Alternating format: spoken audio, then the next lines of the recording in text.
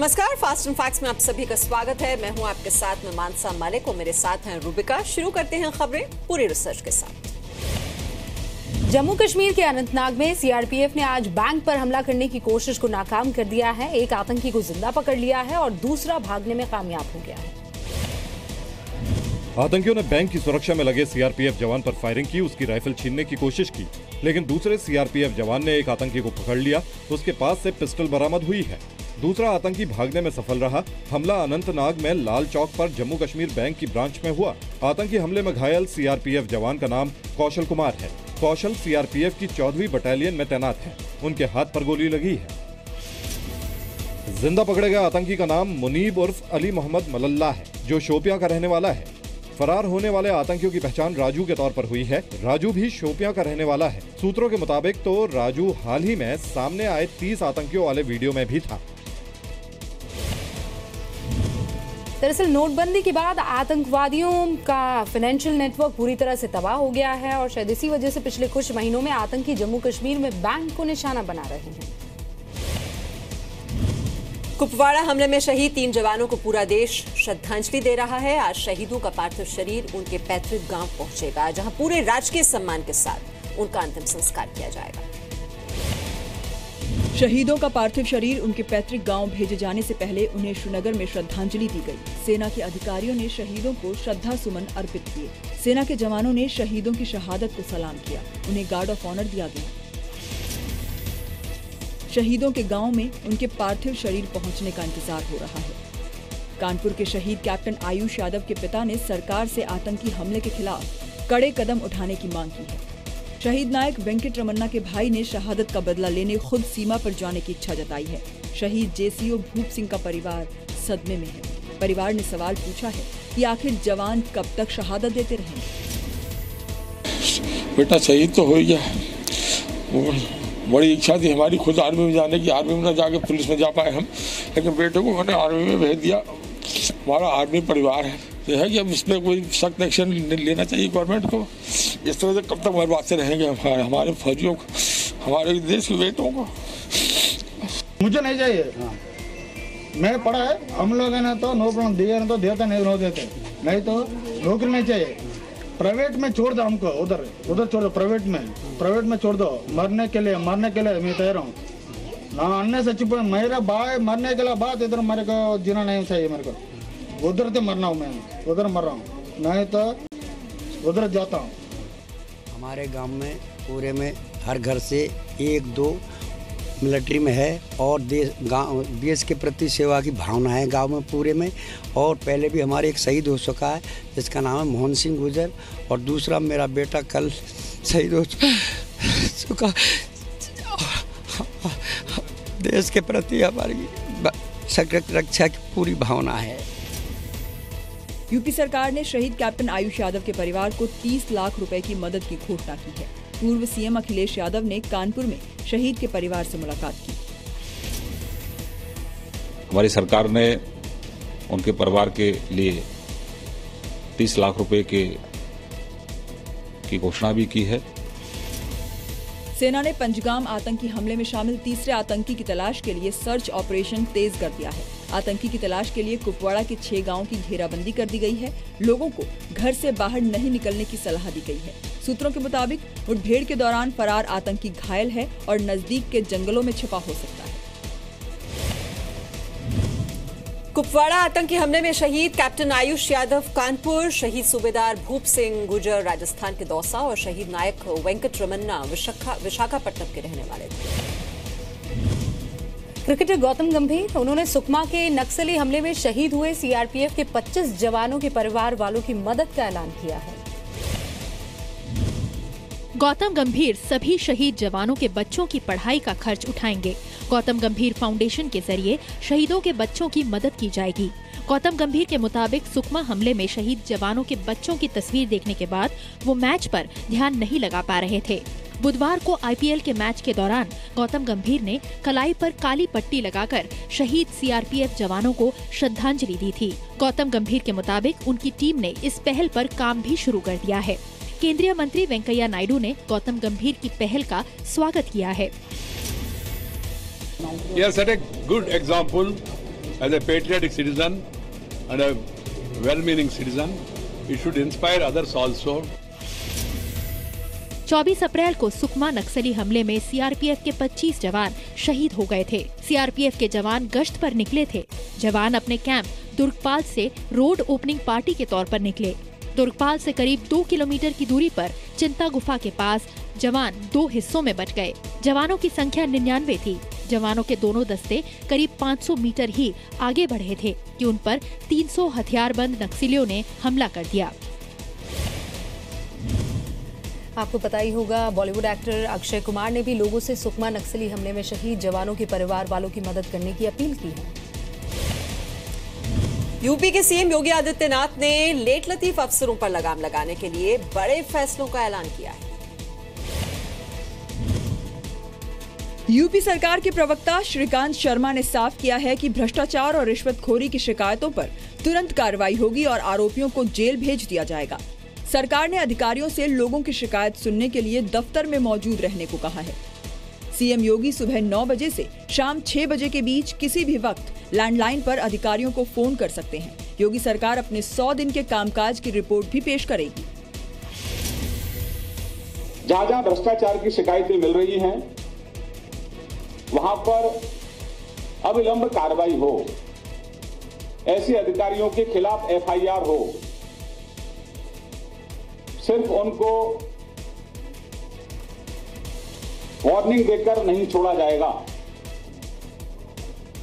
Jail की सलाखों के पीछे उनको जाना होगा। अगर रिश्वतखोरी हुई तो सुबह 9 से 11 सभी एसएसपी और डीएम जनता से सुने, जनता को मिले, जनता की समस्याओं का समाधान करें। माननीय मुख्यमंत्री जी कभी भी किसी भी डीएम को या एसएसपी को इस समय के बीच में लैंडलाइन पर फोन पर बात कर सकते हैं। हमने जो 100 दिन का अपना एजेंडा रखा है और केंद्र की जो योजना है, राज्य की जो योजना है, जमीनी स्तर पर उनकी समीक्षा करेंगे। योगी सरकार के सभी मंत्री रोजाना बीजेपी कार्यालय में जन सुनवाई करेंगे। संगठन और सरकार के बीच समन्वय के लिए कोर ग्रुप बनाया गया है। योगी सरकार ने सभी जिलों के डीएम से स्वच्छता पर विशेष ध्यान देने को कहा है। विशेष अभियान चलाकर प्लास्टिक के कप प्लेट पर बैन लगाए जाने के निर्देश जारी किए गए हैं। मुख्यमंत्री के पास जिन जिलों की शिकायत ज्यादा आएंगी, उस जिले के डीएम और एसपी को तलब किया जाएगा। थाना दिवस पर सभी थाना प्रभारियों को जनता से मिलने का आदेश दिया गया है। सरकार में शामिल सभी मंत्रियों को बातचीत के दौरान संयम बरतने की सलाह दी गई है। योगी सरकार ने सभी गांवों में सुबह 7 बजे से लेकर शाम 5 बजे तक बिजली की सप्लाई सुनिश्चित करने के भी निर्देश दिए हैं। उधर लखनऊ में एसटीएफ ने पेट्रोल पंप में फर्जीवाड़े का खुलासा करते हुए 7 पेट्रोल पंप्स को सील कर दिया है और एक आरोपी को भी गिरफ्तार किया है। पेट्रोल पंप की मशीन पर चिप लगाकर फर्जीवाड़े को अंजाम दिया जा रहा था। हर 5 लीटर तेल की बिक्री में पेट्रोल पंप का सेल्समैन आधा लीटर पेट्रोल चोरी कर रहा था। फर्जीवाड़े के खुलासे के बाद लखनऊ में मड़ियाव और डालीगंज इलाके के 7 पेट्रोल पंप सील कर दिए गए। जिन 7 जगहों पर हमने ये कार्रवाई करी, वहाँ पर हमको प्रॉपरली वो उन डिवाइसेस को रेगुलेट करने वाली एमसीबी और रिमोट डिवाइसेस भी हमको मिल गए। साथ ही साथ हमारे साथ वेट्स एंड मेजरमेंट डिपार्टमेंट के लोग थे, जो कंसर्न ऑयल कंपनी है उसके मार्केटिंग ऑफिसर्स थे। उन लोगों ने जब वहाँ पर पेट्रोल का मेजरमेंट किया तो उन्होंने देखा कि पर लीटर पेट्रोल में अलग अलग वेरिएशंस आ रहे हैं, 50 ml, 60 ml। In petrol pump पर काफी समय से लोगों की शिकायत के बाद ये कार्रवाई की गई। यहाँ पर हम मौजूद हैं समता मूलक चौराहे के पास भारत पेट्रोलियम के एक पेट्रोल पंप पर, जिसको सील कर दिया गया। उत्तर प्रदेश एसटीएफ के द्वारा बीती रात यहाँ पर कार्रवाई की गई थी और ये मामला सामने आया था कि यहाँ पर घटतौली की जाती है, यानी जब आप पेट्रोल भरवाने आते हैं तो आपके साथ धोखा किया जाता है, चोरी की जाती है। जिन पेट्रोल पंप को सील किया गया है उनमें रोजाना लाखों के पेट्रोल की बिक्री होती थी। एसटीएफ के मुताबिक यूपी के 100 से ज्यादा पेट्रोल पंप में गड़बड़ी की शिकायत मिली है। पेट्रोल चुराने में इस्तेमाल होने वाली चिप और रिमोट 1 से 2,000 रुपए में मिलते हैं। तेल देते वक्त चिप को रिमोट की मदद से एक्टिवेट किया जाता था। जैसे ही पंप के कर्मचारी रिमोट दबाते थे, पाइप से तेल गिरना बंद हो जाता था, लेकिन इसी दौरान मशीन की स्क्रीन पर तेल और पैसे का मीटर अपनी रफ्तार से ही चलता रहता था।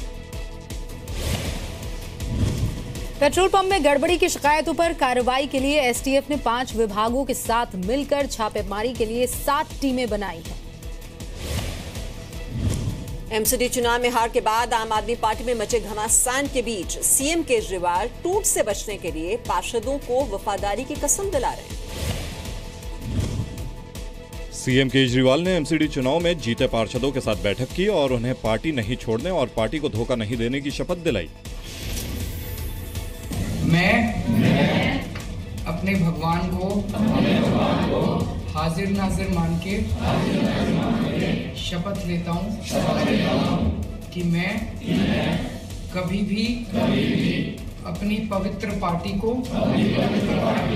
और इस आंदोलन को धोखा नहीं दूंगा। नगर निगम में एंटी डिफेक्शन लॉ नहीं है, जैसे उसमें तो होता है ना कि भाई 66% से कम अगर लोग टूटते हैं तो वो डिस्क्वालीफाई हो जाते हैं। तो ये बीजेपी वाले पूरी कोशिश करेंगे आपको तोड़ने की।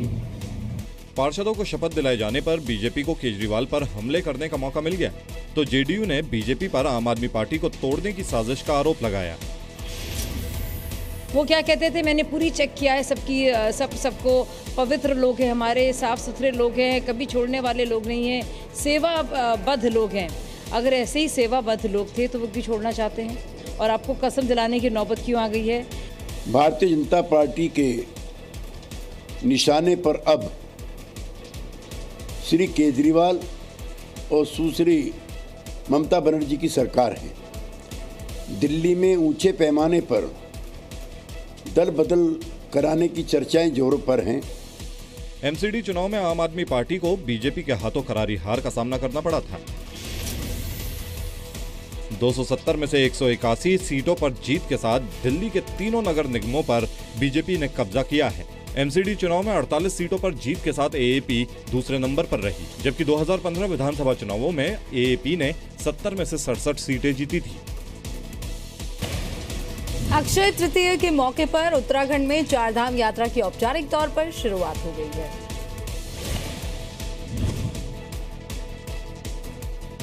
दोपहर 12:05 पर तय शुभ मुहूर्त के दौरान गंगोत्री धाम के कपाट खोले गए। इस दौरान पुजारियों ने पूरे विधि विधान से मंत्र पढ़े। इससे पहले खरसाली गांव से मां गंगा की डोली गंगोत्री के लिए निकली। मान्यता है कि कपाट बंद होने के बाद मां गंगा इसी गांव में निवास करती हैं। आज ही यमुनोत्री धाम के कपाट भी भक्तों के लिए खोल दिए गए। गंगोत्री धाम में श्रद्धालुओं ने अखंड ज्योति के दर्शन किए।